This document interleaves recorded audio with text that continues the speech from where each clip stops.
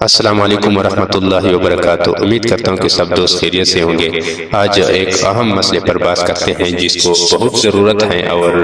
آپ دیکھ سکتے ہیں کہ اس وقت راستوں میں طرح طرح کی جو ہے سبیلے لگے ہیں، اور شیعہ حضرات نے مختلف قسم کی سبیلے لگائے ہیں۔ کھانے کی بھی سبیلے ہوتے ہیں، مشروبات کی بھی سبیلے ہوتے ہیں۔ تو یہ ہمارے جو لوگوں کو کیا کرنی چاہیے اس وقت، اس کی مشروبات کو کھانی چاہیے یا نہیں کھانی چاہیے، اس پر مختصر بات کرتے ہیں۔ تو ایک اہم بات یہ ہوتی ہے کہ وہ طرح طرح کا کھانا پلاتے ہیں، اور یہ شیعہ حضرات بھی اس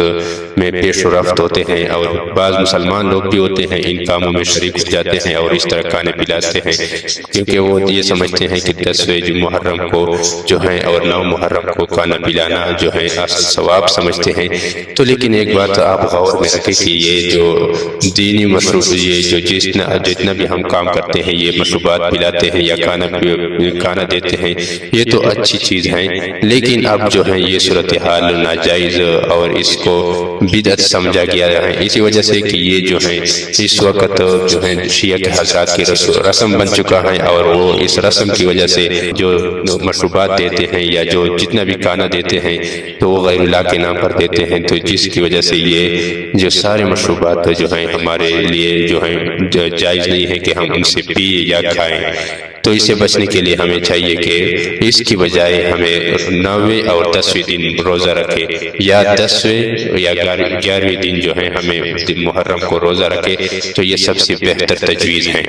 کیونکہ مولانا رشید احمد گنگوئی رحمۃ اللہ علیہ نے اس کا ذکر کیا ہے، وہ بھی کہتے ہیں کہ محرم میں ذکر شہادت حسین کرنا اگرچہ صحیح روایات میں ملتا ہے، لیکن یہ دوسری بات ہے کہ سبیلے لگانا، شربت پلانا، شربتوں کے لیے چندہ دینا، دودھ پلانا، تو یہ سارے ناجائز ہیں، کیونکہ اس میں روافض کے ساتھ، شیعہ حضرات کے ساتھ مشابہت اختیار ہوتا ہے، اور تو اس کی وجہ سے یہ ہمیں چاہیے کہ ان سے ہم اجتناب کریں،